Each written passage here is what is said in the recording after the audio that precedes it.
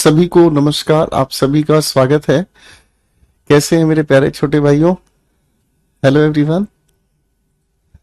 सब अच्छे हैं, खुश हैं, मैं उम्मीद करता हूं। सभी का हृदय अभिनंदन। आप सभी का स्वागत है मेरे बच्चों।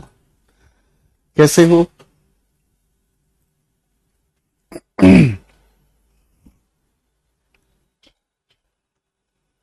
सब अच्छे हैं ना?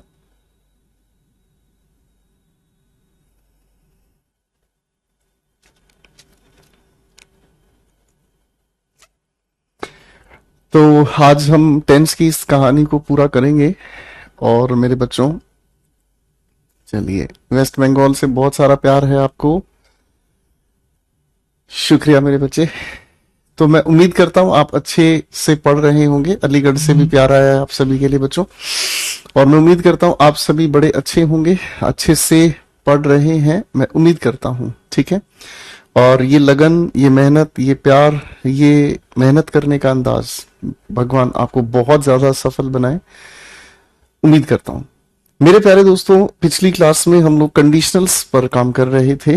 और कंडीशनल्स को पढ़ते पढ़ते हम लोगों ने बात की कंडीशंस के कुछ ऐसे एरियाज के बारे में भी। ठीक है। ठीक है। कुछ ऐसी भी बातों को हम लोगों ने समझा, ठीक है, जो बहुत ही प्यारी प्यारी हैं। और प्यारी प्यारी बातें खूबसूरत रही हैं हमारे बीच।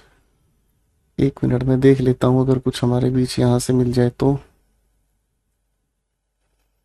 अ, चलिए दोस्तों, कहानी को थोड़ा सा आगे लेके चलते हैं।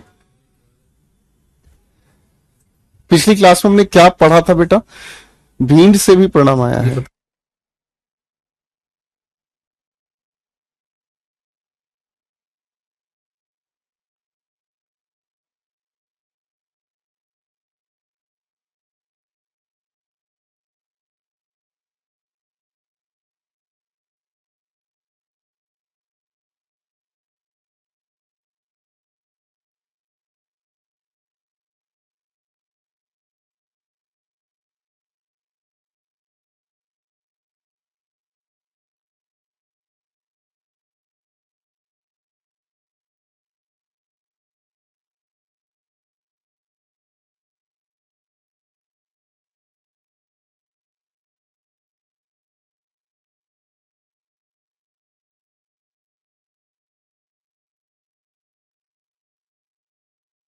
और मेरे बच्चों, हमारे प्यारे गुरुजी हमारी क्लास में आए थे।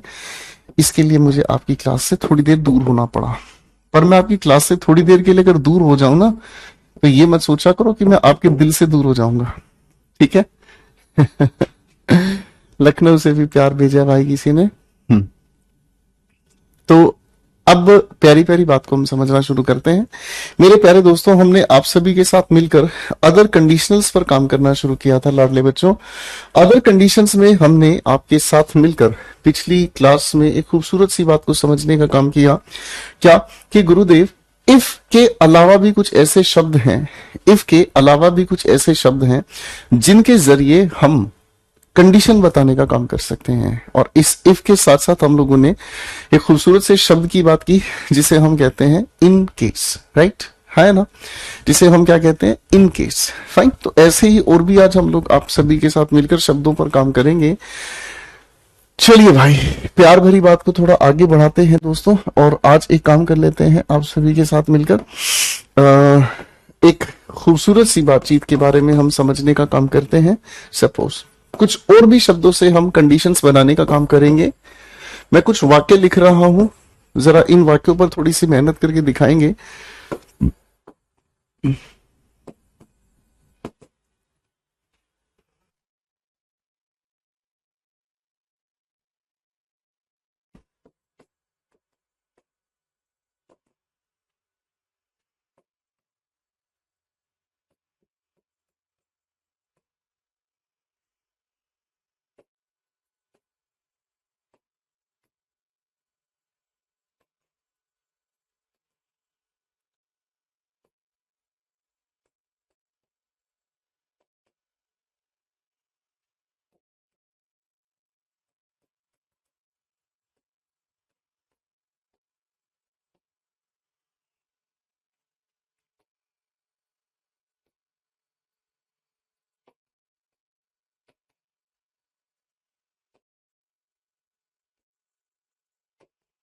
मेरे प्यारे दोस्तों, मैंने 3 सवाल आप सभी के सामने लिखे हैं, ठीक है। और इन तीनों सवालों को एक बार पहले ध्यान से पढ़कर देखें।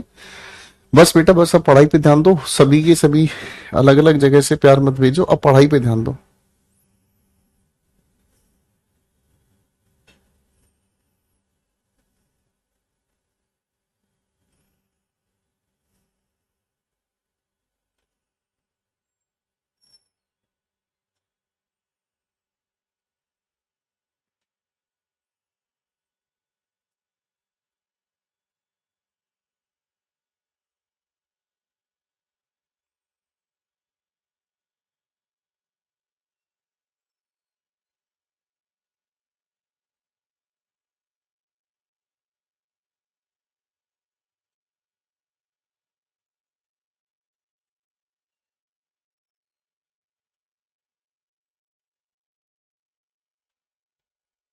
चलिए बेटा, अब देखो, इन सभी सवालों में अधिकतर बच्चों ने ये रटा हुआ होता है कि बेटा सपोज के साथ हम इफ नहीं लिखते, है ना। अधिकतर बच्चों ने ये चीज रटी हुई होती है कि जी सपोज के साथ हम इफ यूज नहीं करते। लेकिन अगर आप थोड़ा सा ध्यान लगाएंगे इस प्यारी सी बात पर, तो आपको ये बात समझ में आएगी कि गुरुजी, अगर सपोज के साथ हम इफ यूज नहीं करते तो क्या इफ हटाएं या सपोज हटाएं।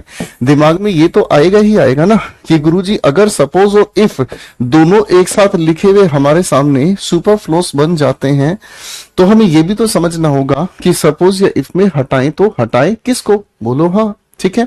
तो मेरे छोटे भाइयों, इस बात को लेकर एक प्यारी सी खूबसूरत बात मैं आपको बताऊंगा, आपका दिल खुश हो जाएगा। खूबसूरत किस बात की है कि इफ के साथ हम कंडीशन बताने का काम करते हैं और इसके ठीक बाद हम रिजल्ट बताने का काम करते हैं, है ना। और कोई भी जो कंडीशन है उसके फुलफिल होने की बातचीत हमारे सामने रिजल्ट में बताई जाती है, बोलो हाँ। ठीक है बेटा, करेक्ट हो गया। जब हम सपोज की बात करते हैं, जब हम सपोज की बात करते हैं, तो सपोज हम लोगों को एक खूबसूरत बात ये बताता है कि जब हम कोई कंडीशन आपके सामने रख रहे होते हैं, तब आपके सामने एक सवाल पूछकर, रिजल्ट में आपके सामने एक सवाल पूछकर आपके विचार जाने जाते हैं कि ऐसे सिचुएशन में क्या किया जा सकता है। कैसे? मैंने 2 वाक्य आपके सामने कहे। पहला वाक्य, अगर आज बारिश हुई मैं ऑफिस नहीं जाऊंगा। बारिश का होना कंडीशन है, उसका परिणाम क्या निकला, मैं ऑफिस नहीं जाऊंगा। लेकिन मैंने जैसे ये कहा अगर आज बारिश हुई आप क्या करोगे, तो यहां मैंने क्या किया, मैंने यहां पर आपके विचार जानने की कोशिश की। अरे बोलो हाँ, ठीक है ना। यानी कि इस सपोज की अगर हम बात कर रहे हैं, तो हम सपोज में क्या करने की कोशिश कर रहे होते हैं, हम सामने वाले के आइडिया, विचार को जाने, टू नो द नोशन या आइडिया ऑफ द लिसनर। जिसके सामने हम कोई वाक्य बोल रहे हैं उसका हम विचार जानने की कोशिश करते हैं। और जब विचार जानने की बात हम करते हैं, तो ऐसी सिचुएशन में जो रिजल्ट है वो अपने आप में इंटेरोगेटिव सेंटेंस के साथ मिलकर बनाया जाता है। पहले वाक्य में अगर वह देरी से आता है टीचर उसे डांटेगा, तो आप कहोगे सर सपोज की हमें जरूरत नहीं, कंडीशन है और उसका रिजल्ट बताया गया है, इसलिए पहले वाक्य में मेरे लाडले बच्चे हमें क्या यूज करना पड़ेगा, सिर्फ इफ को यूज करना पड़ेगा। दूसरे लिखे हुए वाक्य को ध्यान से समझें। Suppose if we had no money, अगर हमारे पास कोई पैसा नहीं हुआ, व्हाट वुड वी डू, हम क्या करेंगे। तो इसका मतलब यहां तो विचार जानने की बात हो गई है। जब बात विचार जानने की हो गई है, वैसे भी बेवकूफ तरीके से भी देखे, इंटेरोगेटिव सेंटेंस होने की वजह से ही हम लोग क्या करेंगे, यहां तो मानकर चलते हैं। जैसे आप लोग गणित पढ़ते हैं ना, आप जब गणित पढ़ते हैं, मैथ्स पढ़ते हैं, तो गणित मैथमेटिक्स में भी आप क्या कर रहे होते हैं, आप चीजों को मानकर चलते हैं। माना एक्स की वैल्यू है कि नहीं, माना उसकी उम्र एक्स है ना, ठीक है। माना मेरे पहले प्यार का नाम नोरा फतेही, सॉरी थू थू थू। अगले सवाल पर आते हैं। तो इस क्वेश्चन में आप क्या करेक्ट करेंगे, जरा बताओगे फटाफट से बेटा।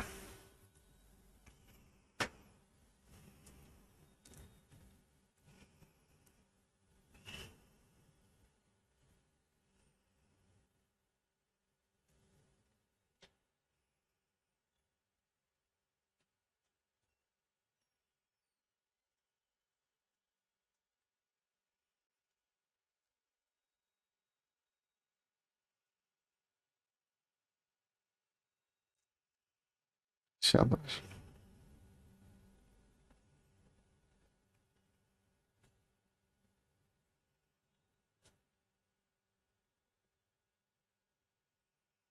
बहुत ही बढ़िया।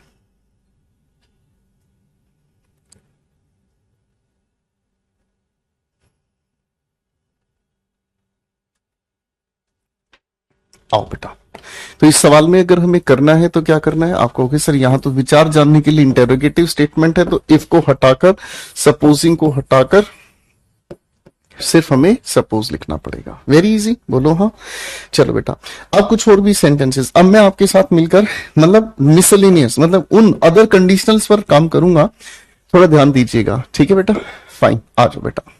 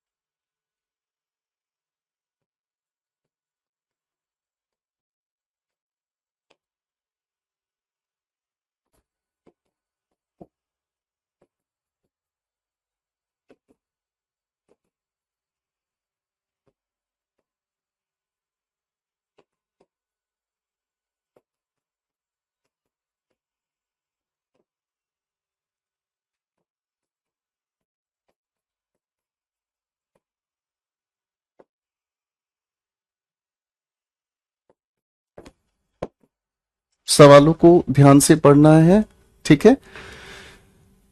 फाइन, बिना जल्दबाजी पढ़े गलत मत करना बेटा, ठीक है। चलिए,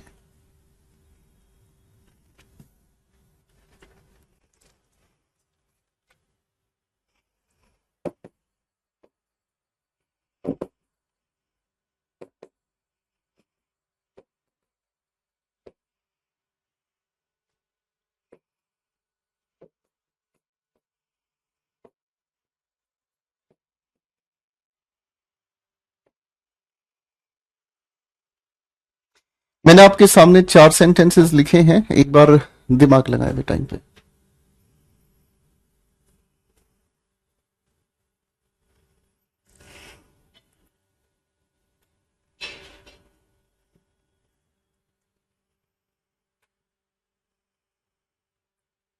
चारों सेंटेंसेस अगर आपने पढ़ लिए हैं तो जरा प्यार से यस सर कह दीजिएगा,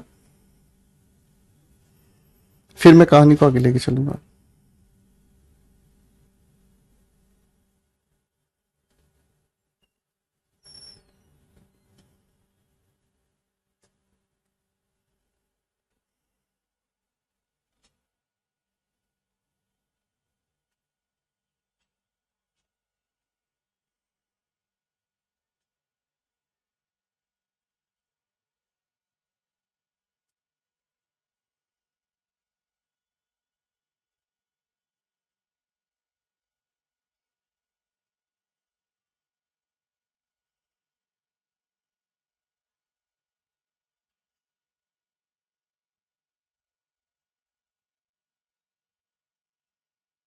चलिए मेरे बच्चों, जब आपने इन सभी लिखे हुए सेंटेंसेस की ध्यान से बात को समझा, तो मेरे बच्चे इन सेंटेंसेस के अंदर पहले सवाल में हमें क्या देखने को मिला, if you need my car you will take it. आप कहोगे सर यहां इफ के साथ हम एक कंडीशन बता रहे हैं, अगर आपको गाड़ी की जरूरत है आप गाड़ी ले जा सकते हैं। आप कहोगे सर यहां पर हम दे रहे हैं सामने वाले इंसान को क्या चीज, इजाजत, तो परमिशन के लिए हम विल नहीं, हम चाहे यहां पर कैन यूज कर सकते हैं, चाहे यहां पर मे का यूज कर सकते हैं। बात समझ रहे हैं, चाहे यहां पर कैन का यूज कर सकते हैं, चाहे यहां पर मे का यूज कर सकते हैं, राइट। यानी कि इस बात से हमें ये चीज याद है मेरे छोटे बच्चों, क्या चीज भाई, कि जब भी हम क्यों इफ से कंडीशन बताने का काम करते हैं तो जो ये रिजल्ट हमारे सामने आता है, ये रिजल्ट इनफैक्ट डिपेंड करता है हमारे मूड पर, और मूड को बताने वाली जो हेल्पिंग वर्ब है उन्हें हम मॉडल एक्सिलरी कहते हैं। क्या आप मेरी बात समझ पा रहे हैं, बोलो हाँ, ठीक है। अब मेरे बच्चे, अगर हम सेकेंड सेंटेंस की बात करते हैं, if you go to market bring some snacks for me, आपके दिमाग में एक सवाल आएगा कि ब्रिंग सम स्नैक्स, ये जो हमारे सामने लिखा है, ये जो लिखा है हमारे सामने रिजल्ट, इसको अगर आप ध्यान से समझोगे तो ये फर्स्ट फॉर्म ऑफ वर्ब है, और ये जो इसके बाद लिखा हुआ है ये सारा का सारा अपने आप में क्या है, ऑब्जेक्ट है ना।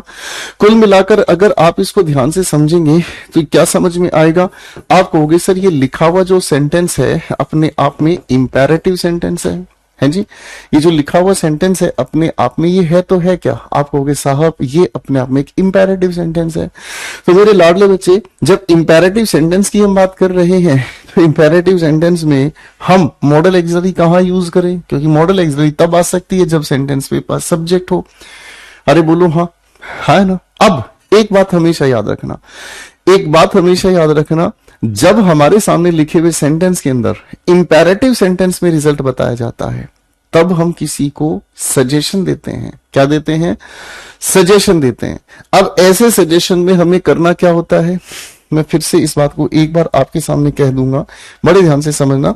ऐसे सिचुएशन में जहां रिजल्ट की जगह हम लोगों को इंपेरेटिव सेंटेंस देखने को मिलता है, और इंपेरेटिव सेंटेंस का मतलब क्या हुआ, जिसमें फर्स्ट फॉर्म ऑफ वर्ब से हमें सेंटेंस लिखा हुआ मिल जाए, या फिर डू नॉट से हमें सेंटेंस लिखा हुआ मिल जाए, या नेवर से हमें सेंटेंस लिखा मिल जाए, या फिर प्लीज के साथ हमें फर्स्ट फॉर्म से लिखा हुआ सेंटेंस मिल जाए। तो मेरे बच्चे, ऐसे लिखे हुए सेंटेंस में मॉडल एक्सिलरी हम रिजल्ट में नहीं लिखते हैं, और क्योंकि ये एक नॉर्मल सा सुझाव होता है। जैसे सेंटेंस की अगर मैं हिंदी आपको कहूं कि अगर आप मार्केट जाते हैं मेरे लिए कुछ स्नैक्स ले आना, मतलब पकोड़े समोसे कुछ मेरे लिए ले आना, तो भैया ऐसे लिखे हुए सेंटेंसेस अपने आप में किसी के लिए क्या काम करते हैं, जो इंपेरेटिव्स के साथ बनते हैं, आप कहोगे साहब ये सजेशन का काम करते हैं। तो मेरे बेटे, अगर सजेशन की हम बात कर रहे हैं तो रिजल्ट में शुड का यूज ना करके हम इस शुड का यूज कहां करते हैं, कंडीशन में यूज करते हैं। समझ रहे हैं भाई।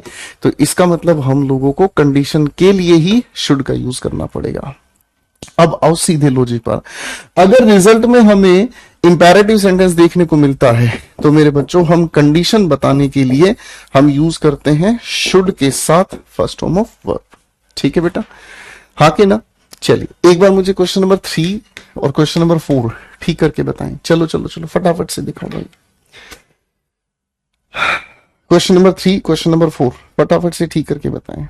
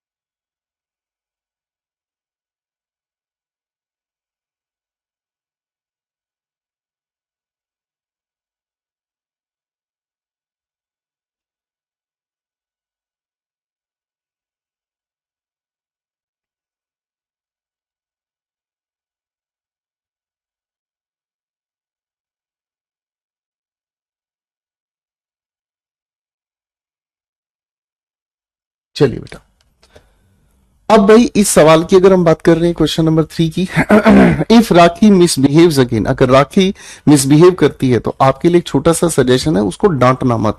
बेटा हमारे सामने लिखा हुआ रिजल्ट इंपेरेटिव सेंटेंस में है तो हमें क्या करना होगा, हमें कंडीशन के अंदर सजेशन को बताने के लिए यूज करना पड़ेगा क्या चीज, मॉडल एक्सिलरी शुड, और इस मिसबिहेव्स को कन्वर्ट करना पड़ेगा किसमें, फर्स्ट फॉर्म ऑफ वर्ब में, है ना।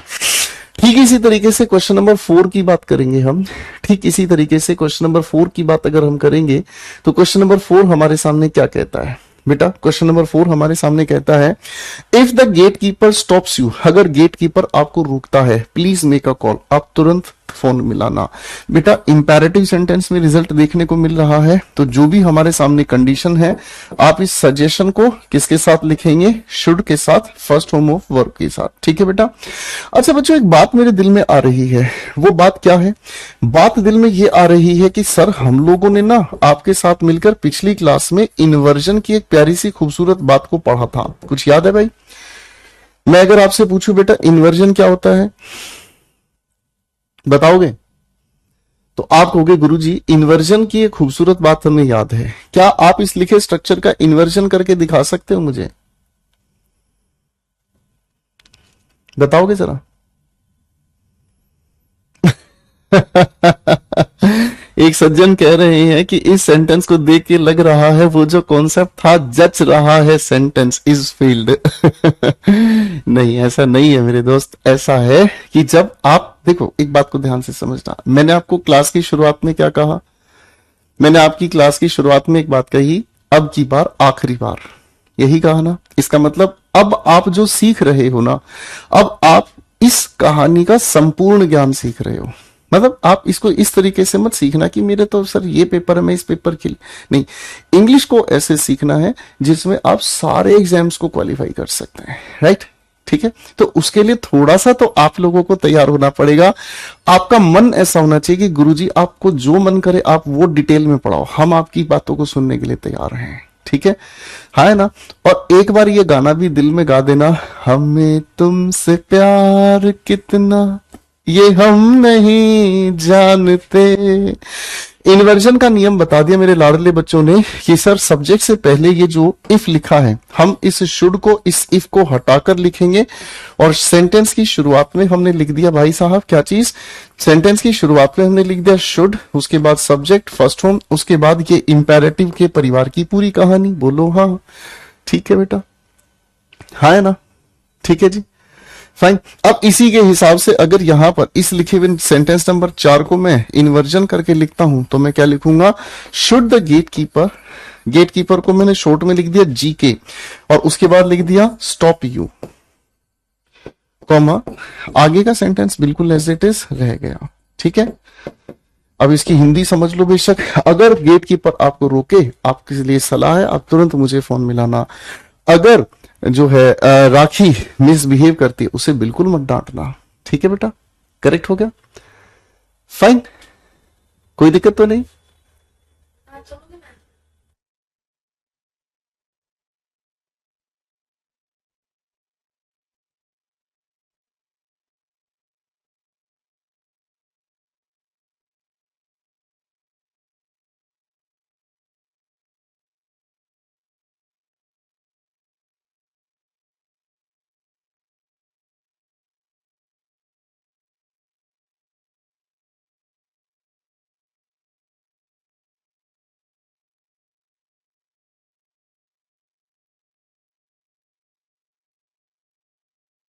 आओ बच्चों, अदर कंडीशंस, कुछ और कंडीशंस की भी हम बात करते हैं।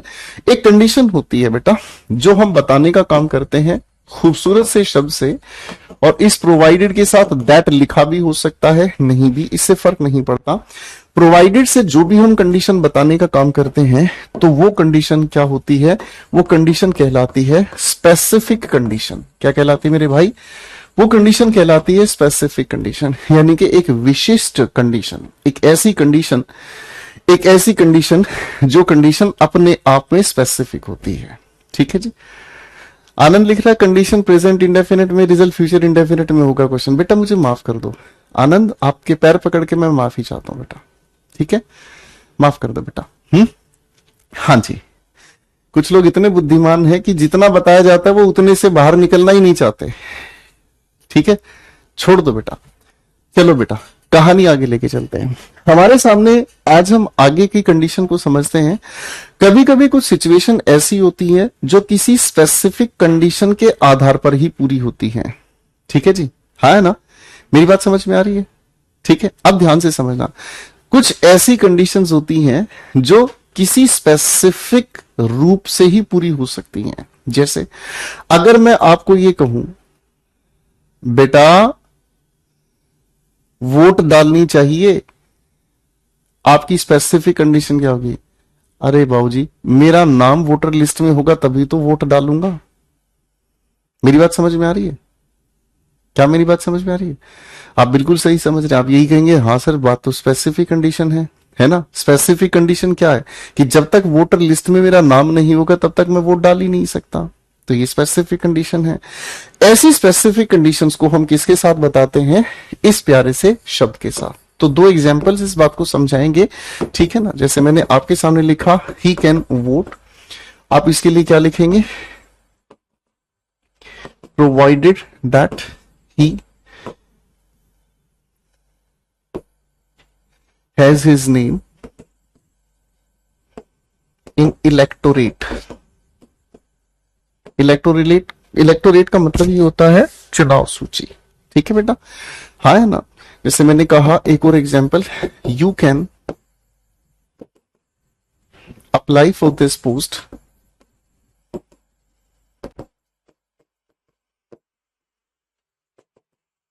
प्रोवाइडेड दैट, जैसे आप सीजीएल की फॉर्म जानते हैं, सीजीएल का फॉर्म कब भरते हैं? हैं जी, सीजीएल का फॉर्म आप भरते हैं कंबाइंड ग्रेजुएट लेवल। कंबाइंड क्यों कहा जाता है? क्योंकि ग्रेजुएशन के बेसिस पर बहुत सारे पोस्ट्स के लिए आप कंबाइंड अप्लाई कर सकते हैं। आप जीएसटी इंस्पेक्टर के लिए, आप इनकम टैक्स ऑफिसर के लिए, आप डबल एओ के लिए, आप एमईए के लिए, आप एएसओ के लिए, जेएसओ के लिए, मतलब कंबाइंड लेवल पे कई सारी पोस्ट पर आप अप्लाई कर सकते हैं। You are a graduate. ठीक है जी, ये दोनों सेंटेंसेस अपने आप में ठीक है, इनमें कोई गलती नहीं है।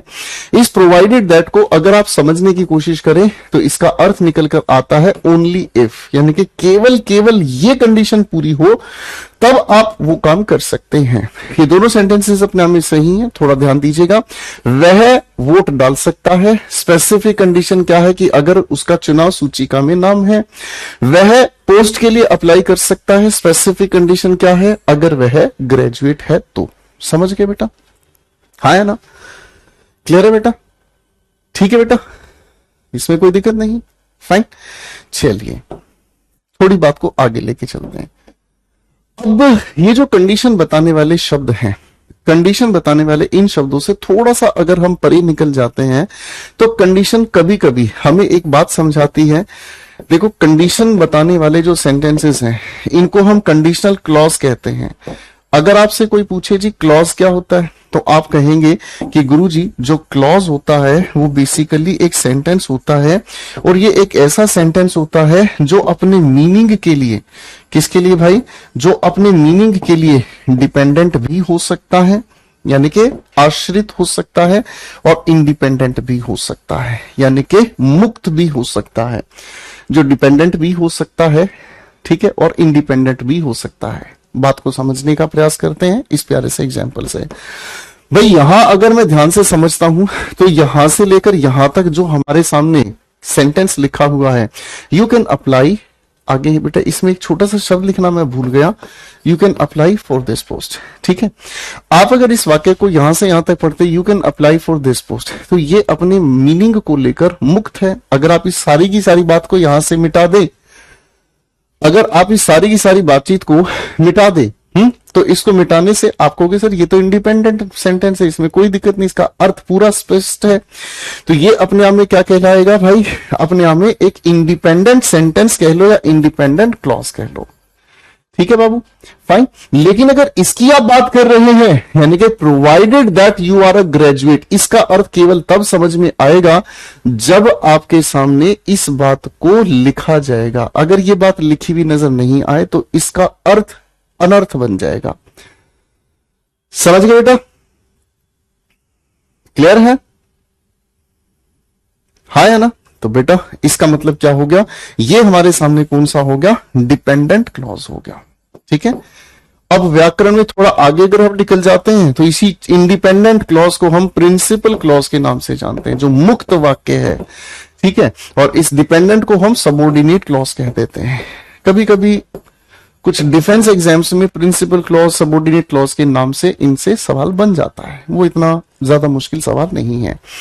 तो कभी कभी कंडीशनल क्लॉज जो होते हैं मेरे लाडले भाई, वो कंडीशनल क्लॉज अपने आप में समय को बताने वाले सेंटेंसेस में भी बदल जाते हैं। जैसे मैंने आपके सामने एक वाक्य कहा, ध्यान से सुनिएगा बेटा।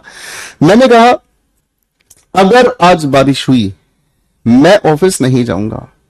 अगर आज बारिश हुई, ये अपने आप में डिपेंडेंट सेंटेंस है। मैं ऑफिस नहीं जाऊंगा, ये अपने आप में इंडिपेंडेंट वाक्य है। ठीक है, अगर आज बारिश हुई मैं ऑफिस नहीं जाऊंगा, तो ये जो मैंने आपके सामने कंडीशन बोली, अगर आज बारिश हुई, तो ये कंडीशन भी तो कहीं ना कहीं समय पर ही पूरी होगी। एक बार इस बात को फिर से समझें।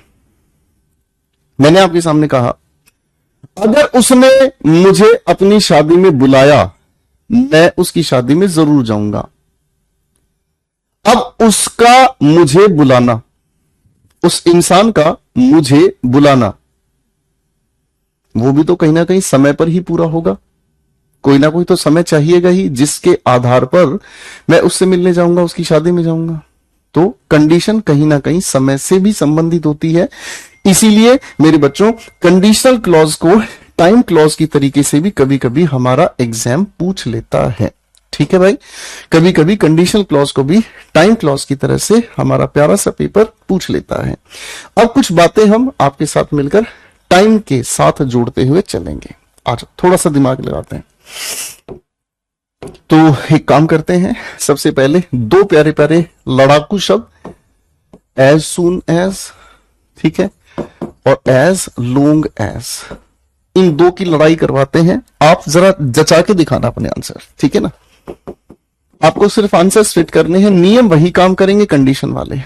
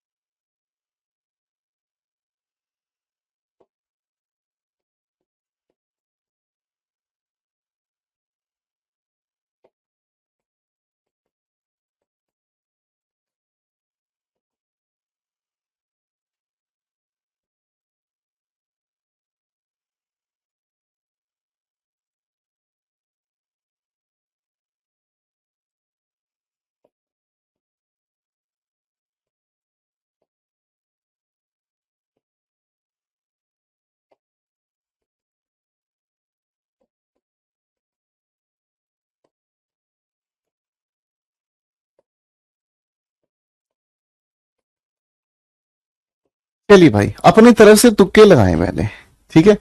जब आप तुक्के लगा लेंगे तो आपकी क्लैरिटी अच्छी हो जाएगी।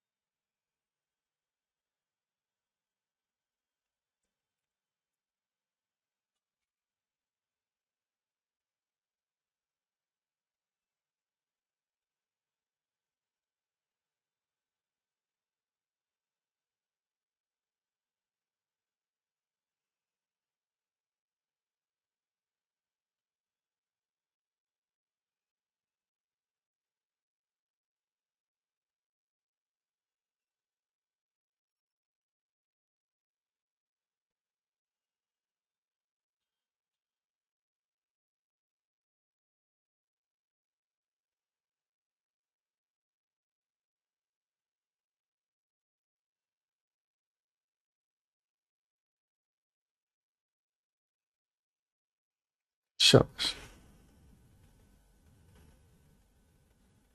बहुत बढ़िया बेटा।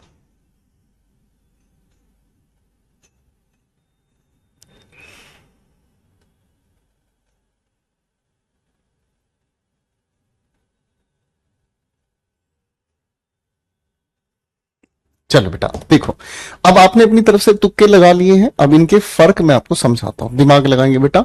एज सुन एज और एज लॉन्ग एज, ये दोनों के दोनों अपने आप में बहुत प्यारे हैं शब्द। कैसे? जब एज सुन एज की हम बात कर रहे होते हैं तो ये हमें बताने की कोशिश करता है किसी भी इमीडिएट एक्शन की, किसकी जानकारी देता है? कोई भी इमीडिएट एक्शन, यानी कि जो एक्शन तुरंत होता है। अगर हम इसकी हिंदी निकालें तो इसकी हिंदी निकलता है क्या भाई? जैसे ही। और एज लॉन्ग एज की अगर हम बात कर रहे हैं तो एज लॉन्ग एज हमें बताने की कोशिश करता है क्या चीज? Duration of an action. क्या बताने का काम करता है? ड्यूरेशन ऑफ एन एक्शन, किसी भी एक ऐसे एक्शन के ड्यूरेशन की। और जब इसकी हम हिंदी निकालते हैं तो इसकी हिंदी निकलती है जब तक। ठीक है ना? याद आ रहा है? मैं तुमसे प्यार करूंगा जब तक है जान। आप इस इंग्लिश में कैसे बोलेंगे? I will love you as long as I have my. छोड़ दो। समझ गए भाई? एक मिनट रुक जाओ। हम समझ गए भाई या नहीं समझे? अरे यार अभी भी नहीं समझे तो काहे समझोगे भैया? तुम कछु ना समझो भैया, हमारे दिल की बात ना समझ रहे तो कहा समझो, कछु ना समझो तुम भैया। पहलो सवाल कह रहे है ही विल वर्क हियर, वह यहाँ काम करेगा। He gets his salary. भाई सीधी बात है, जब तक सैलरी मिलेगी तब तक काम करेगा। भाई इसी के हिसाब से आपने यहाँ क्या चिपका दिया? As long as. Question 2, he will quit his job, नौकरी छोड़ देगा जैसे ही सैलरी मिली। इमीडिएट एक्शन, तुरंत, कहानी खत्म, अपने घर निकल जाएगा, बात खत्म, काम खत्म। Rakhi will improve her English, she practises. अब राखी नाम का कोई इंसान है सर, जब तक वो प्रैक्टिस करेगा तब तक उसकी इंप्रूव होगी इंग्लिश, वरना प्रैक्टिस नहीं करेगा गोबर है, कोई फायदा नहीं है भाई। तो आप यहां क्या कह देंगे भाई साहब? आप कहेंगे एज लॉन्ग एज। चलो बेटा 2 सवाल है, फटाफट से बिंदी लिपस्टिक लगा दो, फटाफट से बिंदी लिपस्टिक लगा दो। 2 सवाल हैं आपके लिए।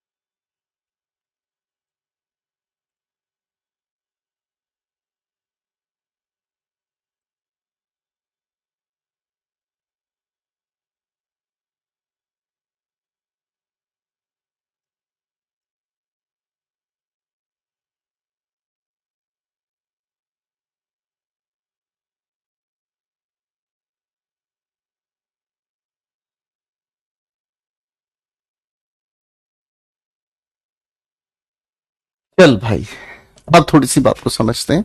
आपने कहा saw a policeman he tied the seat belt, seat belt को बांधना तुरंत एक्शन हुआ है, इसलिए हमने क्या कहा? As soon as. अगले सवाल में Raman has money his friends will be with him, पैसा है दोस्त हैं, जब तक पैसा है दोस्त उसके साथ हैं। ठीक है बेटा, है ना? आगे आओ बेटा, अब थोड़ी सी बात और आगे लेके चलते हैं। अब मेरे दिल में एक बात आ रही है जी, मैं एक सेंटेंस लिख रहा हूं, ठीक है ना? बड़े ध्यान से इस चीज को पढ़ने की कोशिश करना, मजेदार बातचीत है, ठीक है ना?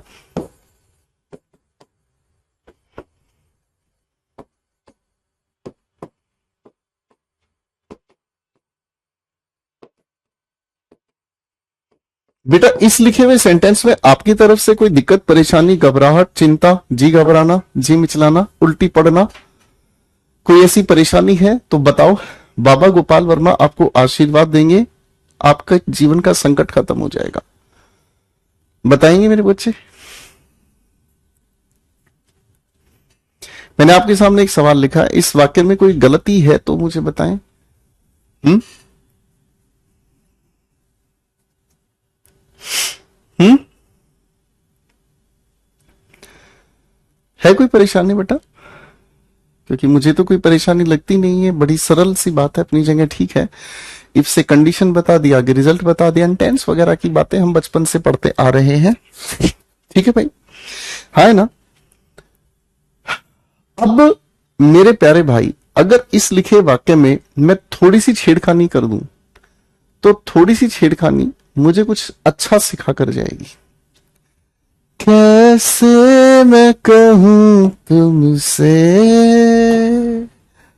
रहना है तेरे दिल में। यहां पर भी पॉजिटिव सेंटेंस लिखा है, इसका जो रिजल्ट है वो भी पॉजिटिव सेंटेंस लिखा है। दोनों तरफ हमें पॉजिटिव सेंटेंस देखने को मिल रहा है। ठीक है, कोई दिक्कत तो नहीं भाई, है जी।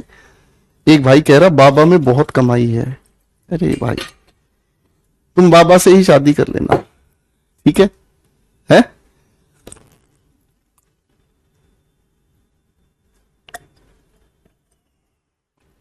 अब इस बात को ध्यान से समझना, मतलब मैं समझाने के लिए बाबा कह रहा हूं, ये दुष्ट है जो ये कह रही है कि बाबा के पास बहुत पैसा है, तुम्हें पैसे वाले से शादी करनी है?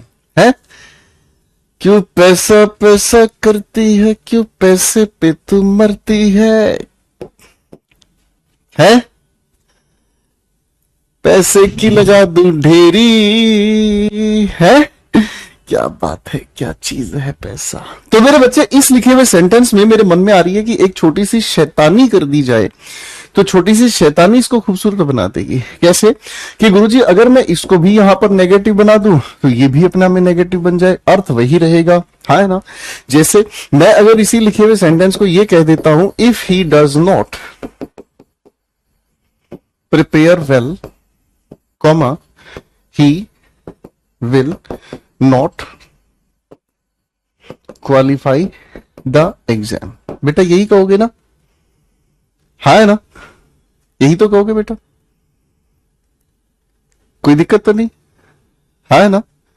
अब अगर इस चीज को थोड़ा सा ध्यान से समझने की कोशिश करेंगे हम, अगर इस बात को हम थोड़ा सा ध्यान से देखने की कोशिश करेंगे, तो आपके दिल में एक सवाल आएगा दोस्तों कि गुरुजी, अभी तक हमने इफ की कंडीशन को नेगेटिव तो पढ़ा ही नहीं।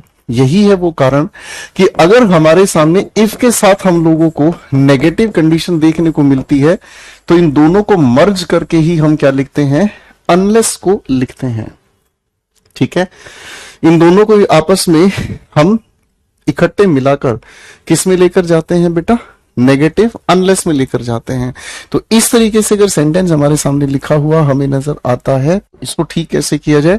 नेगेटिव सेंटेंस को लिखने के लिए इस नोट और इस इफ को दोनों को हमने मर्ज किया और सेंटेंस क्या लिखने का काम किया, unless he prepares well, comma, he will not qualify the exam. तो चाहे ये बात कह लो, चाहे ये बात कह लो, दोनों की दोनों जो बातें हैं अपने आप में एक ही काम करती है। ठीक है, फाइन, है ना, करेक्ट हो गया बेटा।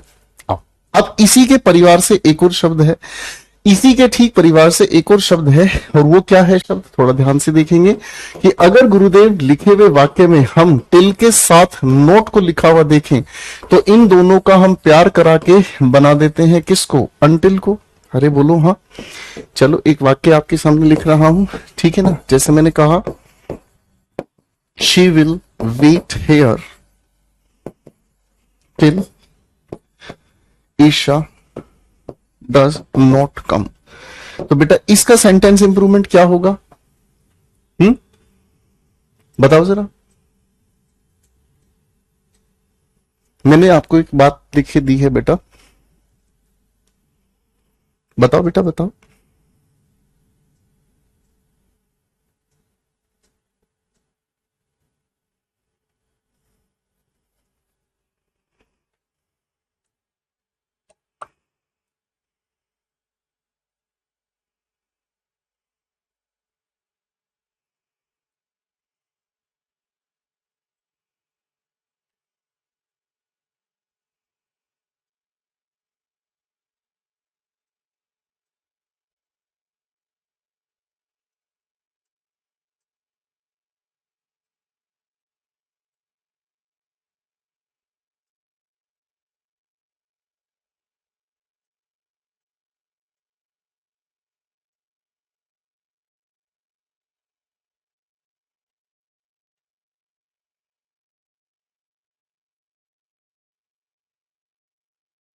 शाबाश।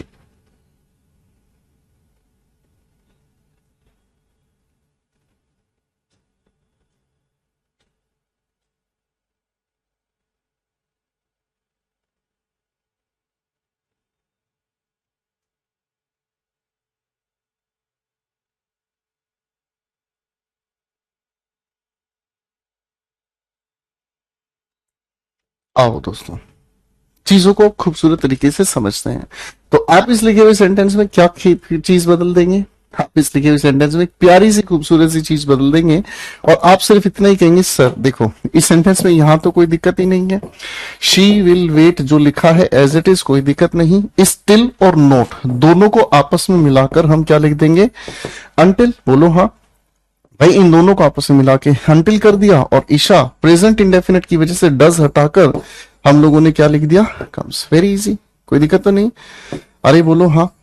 लॉजिक अगर हमारा अच्छे से क्लियर हो गया है बेटा, तो इसीलिए आप लोगों को अनलेस या अनटिल से कोई भी लिखा हुआ वाक्य जब लिखा हुआ मिलता है तो आपको बताया क्या जाता है कि हम इनके साथ कभी भी नोट का यूज नहीं करते। ठीक है, हम इनके साथ कभी भी क्या यूज नहीं करते बेटा? हम इनके साथ कभी भी नोट का यूज नहीं करते। क्लियर हो गई बात? अनटिल अनलेस बना कैसे ये भी समझ आ गया, इनमें फर्क क्या है ये भी समझ में आ गया। और ये भी याद रखेंगे कि जब हम इसकी बात करते हैं तो ये हमें समय की जानकारी देता है, और जब हम इसकी जानकारी देते हैं तो ये अपने आप में कंडीशनल क्लॉज बनाने का काम करता है। याद रह जाएगा बेटा? बोल दो जरा प्यार से यार हाँ। ठीक है बेटा, बात समझ में आ गई? अनटिल किसकी जानकारी देता है? टाइम की जानकारी देता है। अनलेस किसकी जानकारी देता है? हमें जानकारी देता है किसी भी नेगेटिव कंडीशन की। अगर मैं आपके सामने यहीं पर सवाल लिख दूं तो अनटिल या अनलेस फिट करके दिखा देना फटाफट से। एक सेंटेंस लिखूंगा बस, चुन्नी बाबू एक सेंटेंस, ठीक है ना?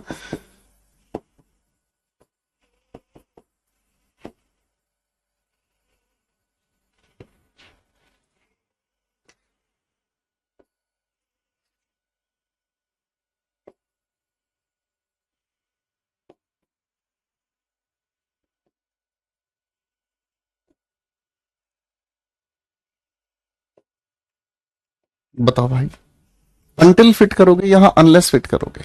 लगाओ दिमाग। ना खोना भी है तेरा जाने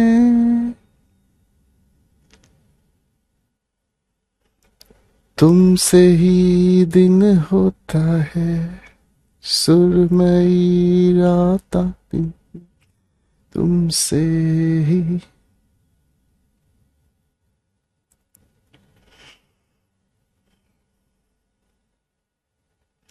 शोर में तन्हाई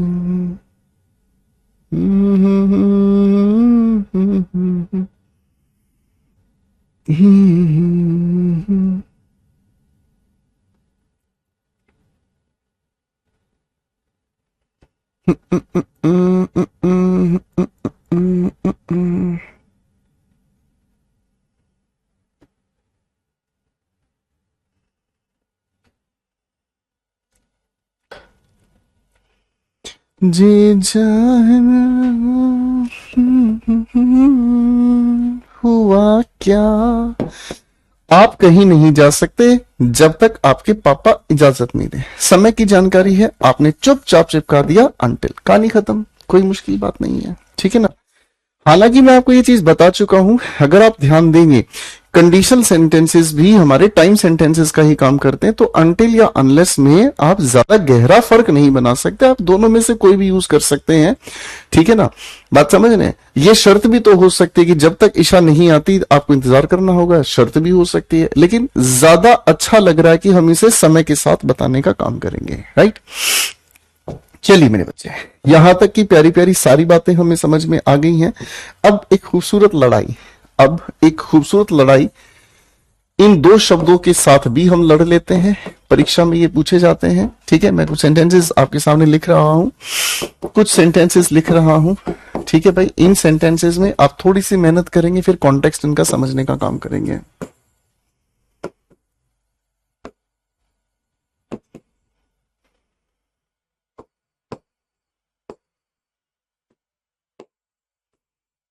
अस्लीप का मतलब होता है गहरी नींद में सोया हुआ होना। ठीक है बच्चे, ओके, चलिए चलिए।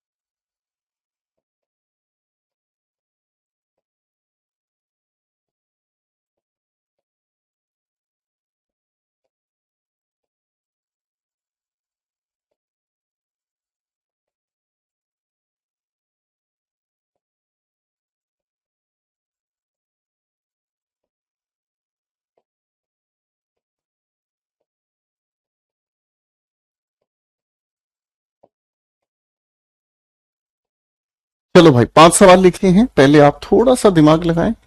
ठीक है, चलिए चलिए।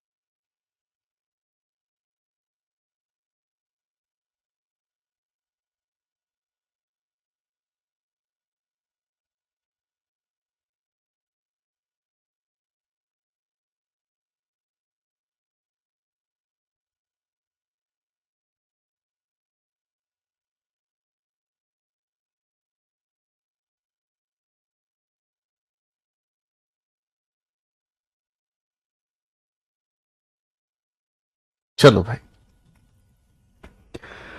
कहानी शुरू करें अब बेटा। आओ बेटा, कहानी को ध्यान से समझते हैं। देखो मेरे बच्चों, इस व्हेन या व्हाइल की अगर हम बात को समझे तो टेंस में इनका बहुत प्यारा रोल है, और ये एक नहीं दो सेंटेंसेस को आपस में जोड़ने में बहुत प्यारा रोल प्ले करते हैं।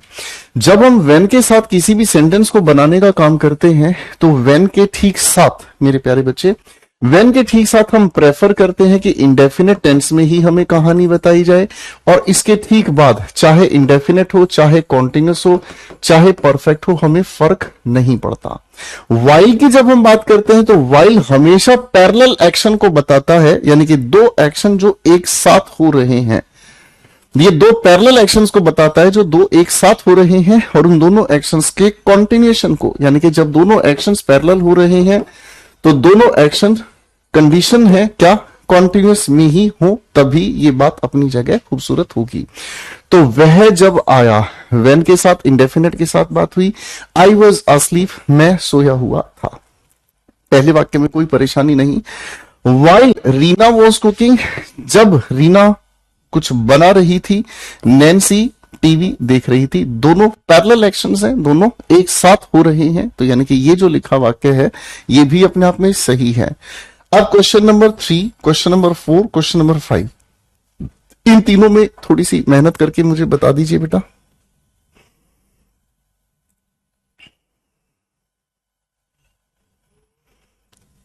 मेरे प्यारे छोटे भाइयों, इन तीनों लिखे वाक्यों में अगर आप कोई करेक्शन कर सकते हैं तो प्लीज मुझे बताइएगा, आपको बहुत अच्छा लगेगा और मुझे भी।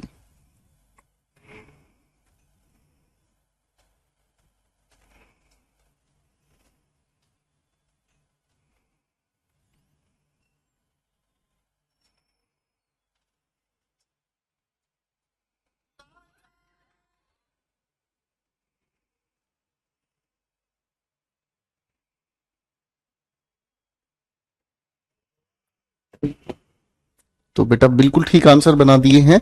When they was writing a letter, his father was reading it। दोनों के दोनों पैरेलल एक्शन हैं, एक साथ हुए हैं, ठीक है।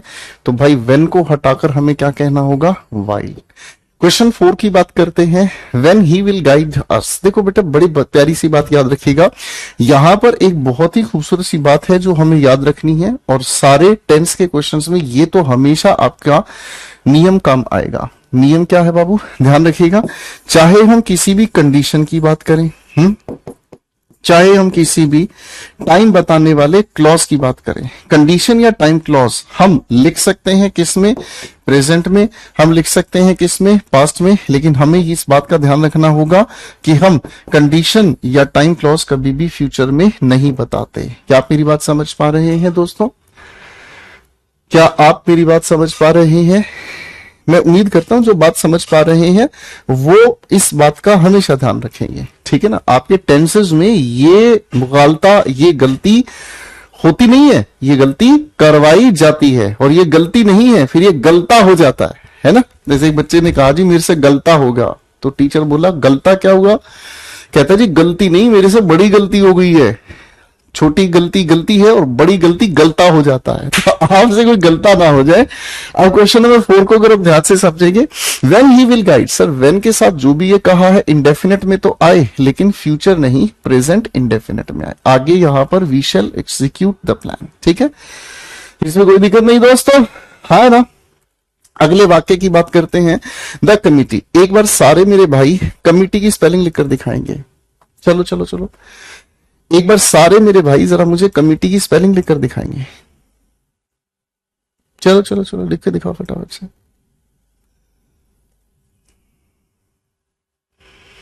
तो कमिटी विल डिसबर्स, डिसबर्स का मतलब होता है बांटना, the amount, while the government will sanction the fund. Government sanction fund करेगी, यानी कि जब फंड जो भी पैसा होगा जब उसको सैंक्शन, यानी कि उसको जब सैंक्शन किया जाएगा, रजामंदी दी जाएगी, तभी तो उसको बांटेंगे। तो बेटा यहां वाइल को हटाकर पहले तो हमने लिखा व्हेन, और विल को हटाकर सैंक्शन नहीं सैंक्शन हमने कर दिया। बहुत इजी होगा, ठीक है, हाँ है ना, क्लियर है बेटा, कोई दिक्कत तो नहीं।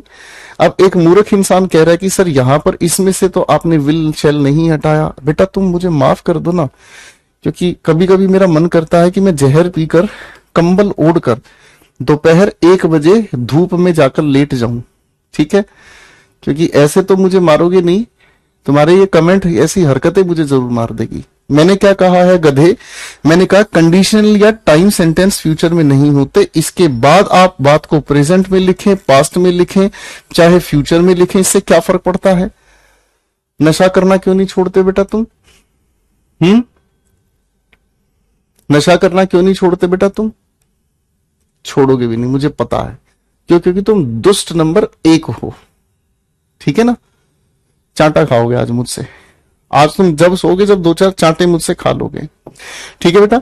तो यहां पर आप लोगों का टेंस का सेक्शन कंप्लीट होता है, ठीक है। अब मैं आपको एक चीज बताता हूं बेटा, ध्यान से समझिएगा। आज हम लोगों ने आप सभी के साथ मिलकर टेंस के इस परिवार को निपटाया है, ठीक है ना। टेंस के लेवल को हमने 4 हिस्सों में बांटा है, ध्यान से समझिएगा। टेंस में हम लोगों ने सबसे पहले बेसिक लेवल को पढ़ा, जिसके अंदर सारे के सारे टेंसेस की हेल्पिंग वर्ब और मेन वर्ब को हमने समझा, और इसी लेवल के आधार पर हम आप सभी के साथ क्वेश्चन टैग पढ़ेंगे, वॉइसेस पढ़ेंगे, नरेशंस पढ़ेंगे, ठीक है। तो ये अपने आप में बहुत इंपॉर्टेंट है, और इसी के बेसिस पर आगे हमारे पार्ट्स ऑफ स्पीच की कुछ बातें भी टिकी हुई हैं, ठीक है बेटा। फिर हम लोगों ने समझने का काम किया कंपैरेटिव एनालिसिस, ठीक है। यानी कि जहां पर एक साथ एक नहीं 2 टेंसेस के बीच तुलना जो हमें पेपर में पूछती है, जो हमें परेशान करती है। बात समझ रहे हैं? ठीक है भाई। फिर आती है एक अगली बात जिसे हम कहते हैं कंपाउंडिंग ऑफ सेंटेंसेस। यानी कि कंपाउंडिंग ऑफ सेंटेंसेस का मतलब है जब हमारे सामने लिखे हुए एक सेंटेंस नहीं 2 सेंटेंसेस आपस में जुड़े हुए होते हैं, और एक की वजह से दूसरे का या दूसरे की वजह से पहले का टेंस चैलेंज कर दिया जाता है। फिर हम लोगों ने टेंसेस के इस कंपाउंडिंग से ही एक अगले लेवल को समझा, जिसे हम लोग कंडीशनल सेंटेंसेस के नाम से जानते हैं, ठीक है। तो मेरे बेटे बहुत सारे ऐसे हमारे टीचर्स भी हैं, हमारी बहुत सारी ऐसी किताबें भी हैं, मेरी खुद की द इंग्लिश एक्यूमेन भी है, जिसमें कंडीशनल सेंटेंसेस को अलग से भी डील किया जाता है। यानी कि कंडीशनल सेंटेंसेस को बिल्कुल अलग टॉपिक की तरह से भी पढ़ाया जाता है, पर मैं आपको बता देता हूं ये अलग टॉपिक नहीं है। आप अगर अपनी प्यारी सी इंग्लिश एक्यूमेन को उठाते हैं, अगर आप अपनी इंग्लिश एक्यूमेन को उठाते हैं तो आप इसे ध्यान से देखेंगे। टाइम एंड टेंस हमने टॉपिक लिखा है पहला, उसके बाद मॉडल एक्सिलरीज लिखा है, उसकी वजह है वो आपको समझ आएगी, और कंडीशनल सेंटेंस नाम से टॉपिक भी हमने अलग दिया है, समझ रहे हैं। टॉपिक भी हमने अलग दिया है, और इस टॉपिक के साथ साथ इसके क्वेश्चंस और ज्यादा अच्छे लेवल पर अलग से भी दिए हैं द इंग्लिश एक्यूमेन में, ठीक है। फाइन। क्यों? क्योंकि बहुत सारे बच्चे ये चाहते हैं कि टेंस की अगर कोई कमी रह जाती है, टेंस की अगर कोई कमी रह जाती है तो आगे नुकसान बहुत ज्यादा हो जाता है, ठीक है। तो मेरे प्यारे दोस्तों, आज पहले मुझे लगता है यहां तक कि जितनी प्यारी प्यारी बात हमने आपके साथ मिलकर पढ़ी है, समझी है, आप इन सारी की सारी बातों को अच्छे से रिवाइज करके आएंगे, ठीक है। और आप लोगों को नोट्स वाले सेक्शन में, आप लोगों को मेरे बच्चों नोट्स वाले सेक्शन में पीडीएफ दी गई है, ठीक है, टेंस वाली, ठीक है बेटा। तो उस टेंस वाली पीडीएफ को आप जरा मतलब प्रिंट निकालना चाहे प्रिंट निकाल लेंगे, नहीं तो एक बार आप उसको ध्यान से देखेंगे, ठीक है बेटा। और मैं आपके साथ मिलकर जो टेंस की पीडीएफ है जो आप लोगों को दी गई है, ठीक है बेटा, टेंस की जो पीडीएफ है उस पीडीएफ को मैं आपके साथ मिलकर सोल्व करवाऊंगा अगली क्लास में, ठीक है। और जैसा आप लोग ये जानते हैं, मैंने आपको पहले भी कहा था, आपको बुक की जरूरत तब पड़ेगी जब आप लोगों का एक टॉपिक कंप्लीट हो जाएगा। तो अब मेरे बच्चों टेंस की पीडीएफ हम आपके साथ सोल्व करेंगे। पीडीएफ को सोल्व करने की ट्रिक्स क्या है, यानी कि टेंस के क्वेश्चंस को सोल्व करने की ट्रिक्स क्या है, वो भी मैं आपके साथ समझूंगा। और इसको सोल्व करने के बाद आप लोग फिर मेरी तरफ से फ्रीडम रखेंगे, और अब उसके बाद आप लोगों को जरूरत पड़ेगी अपनी बुक की। बुक आपके पास कोई पुरानी बुक है, हमें दिक्कत नहीं, कोई और अन्य किताब आपके पास है, हमें दिक्कत नहीं, आप कोई भी किताब से पढ़ सकते हैं, हमें कोई मतलब आपत्ति नहीं है इस चीज से। आप इससे पढ़ें, उससे पढ़ें, किसी से भी पढ़ें, जिससे भी आपका मन करे, आप किसी भी बुक से आप पढ़ सकते हैं, ठीक है। फिर उसके अलावा आपको अगर latest updated TCS based questions अगर चाहिए तो आप द इंग्लिश एक्यूमेन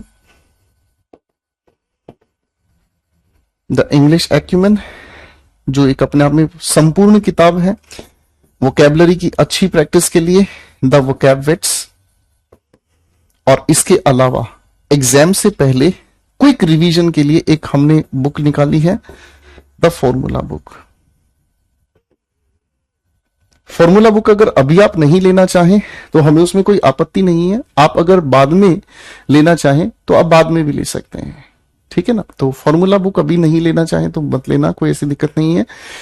आप अगर नई बुक खरीदना चाहते हैं तो ये तीनों बुक्स अगर एक साथ आप लेते हैं तो समहाउ कुछ डिस्काउंट बन जाता है, डिलीवरी चार्जेस भी बच जाते हैं, कुछ ऐसी कोई कहानी है। फ्लिपकार्ट से ही आप बुक्स को खरीदना, फ्लिपकार्ट सस्ता पड़ता है थोड़ा सा, ठीक है जी। तो ये आपके लिए अब जरूरी हो जाएगा, ठीक है ना, कि जो हम लोग ये कहानी अब आपके साथ मिलकर पढ़ेंगे, तो पहले हम पीडीएफ आपके साथ मिलकर पढ़ेंगे, उसको अच्छे से समझेंगे, ट्रिक्स समझेंगे। बहुत सारे क्वेश्चंस है पीडीएफ में, अगर आप पीडीएफ से भी पढ़ लें काफी है, ठीक है ना, क्योंकि जो आप लोगों के साथ मिलकर ये नोट्स हम लोगों ने बनाए हैं, इनमें भी तो हमने क्वेश्चन ही किए हैं। आप ध्यान से देखोगे, इनमें हम कर क्या रहे हैं, क्वेश्चन ही तो कर रहे हैं। मेरी बात समझ रहे हैं? तो आप अपने क्लास के कंटेंट से अगर काफी है पढ़ना तो इतना भी बहुत है, आपको फालतू परेशान होने की जरूरत नहीं है।